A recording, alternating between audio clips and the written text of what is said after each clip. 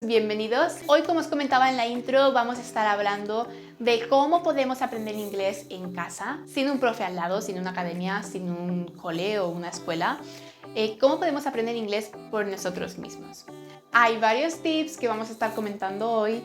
En ocasiones podréis aplicarlos todos, pero lo más normal es que elijáis aquellos que os funcionan. Cada uno somos un mundo y tenemos diferentes formas de aprender y asimilar conocimiento. Por lo tanto, lo que sí que te aconsejamos es que los pruebes todos. En primer lugar, chicos, vamos a estar hablando de, el conocidísimo ver películas en inglés. Películas o series. Últimamente las series se están pegando muy fuerte. ¿Es provechoso? Es provechoso. ¿Es aconsejable? Es aconsejable.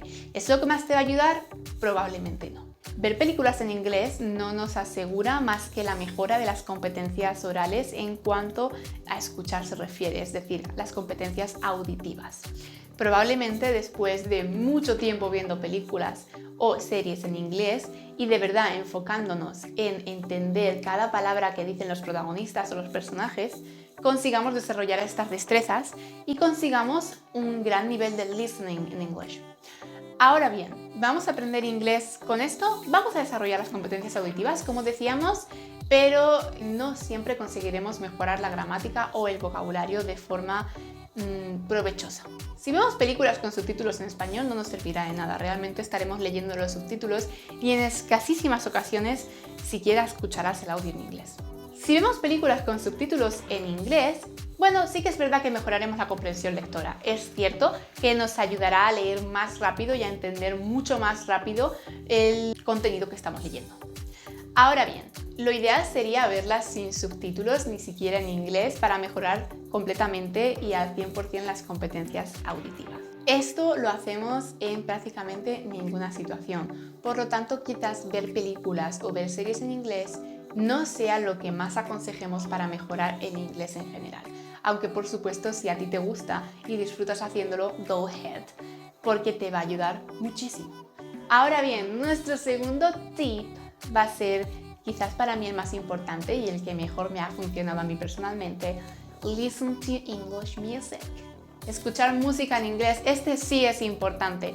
¿Por qué? Cuando escuchamos música en inglés no solo desarrollamos las capacidades auditivas, que por supuesto, sino que además memorizamos estructuras, memorizamos vocabulario, memorizamos pronunciación y entonación. ¿Qué pasa con la música? Cuando nos gusta, la cantamos, simplemente la memorizamos. Es algo que disfrutamos, que ni siquiera pasamos mucho tiempo pensando en por qué hacemos o por qué no, simplemente lo hacemos porque nos gusta.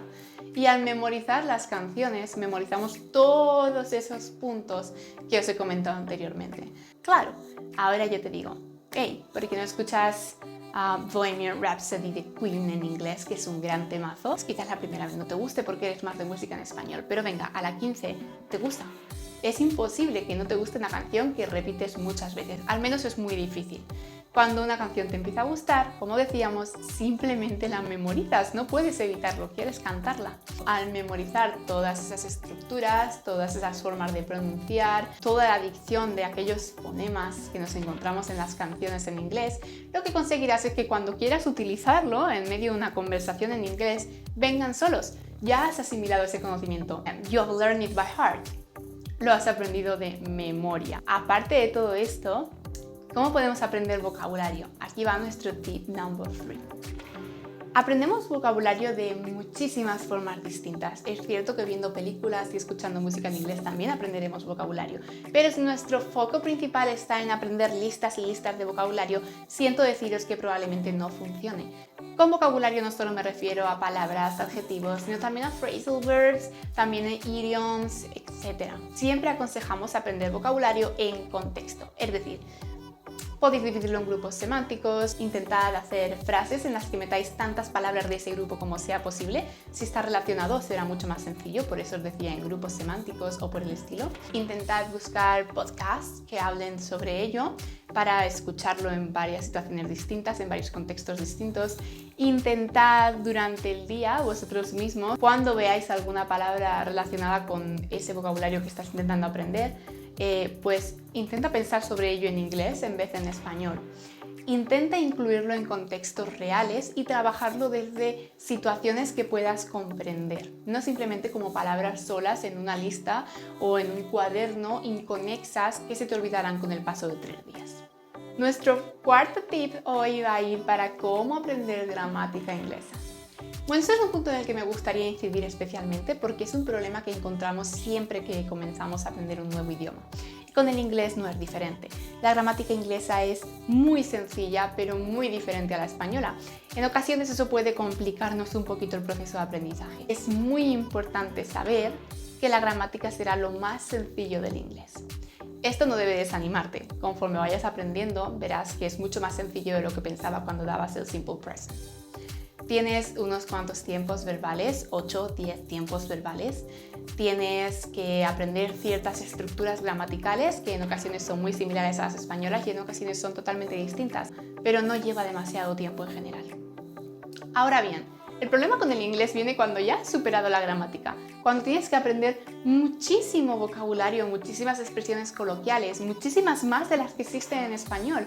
Ahí es cuando comienza el inglés difícil, el que no tiene reglas, el que no te puedes regir por nada y simplemente tienes que conocer cómo usarlo porque es diferente en cada situación.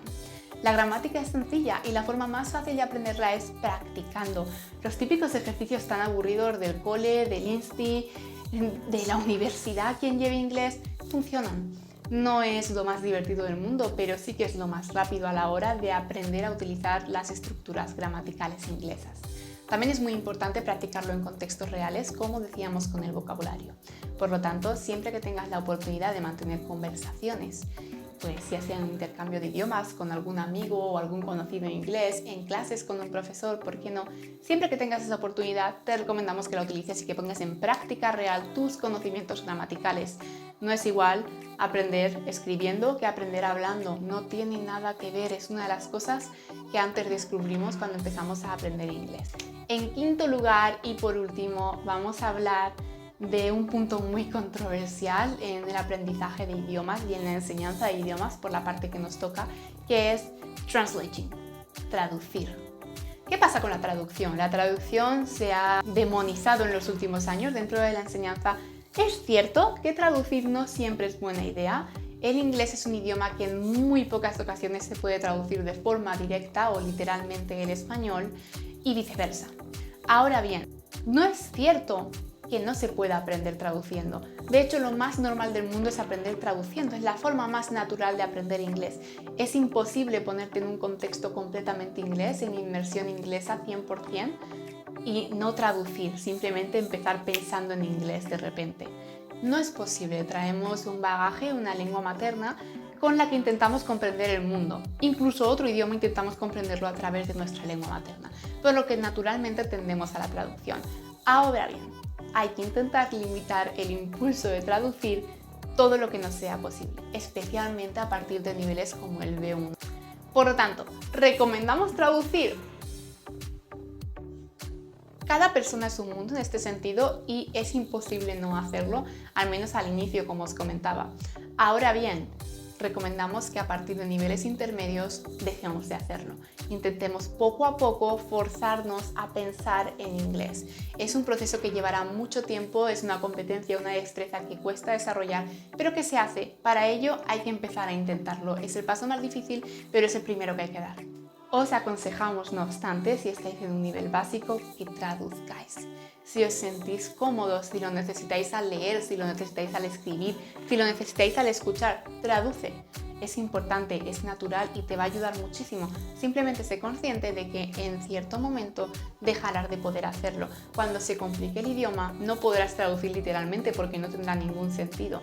Y entonces tendrás que aprender a expresarte directamente en inglés, sin pasar por el filtro de tu lengua materna, en este caso el español. Esperamos que estos tips os hayan ayudado. Es una de las preguntas que más nos hacíais por redes sociales, por mensaje, incluso en clase, algunos de los alumnos, y esperamos que saquéis muchísimo provecho de ellos.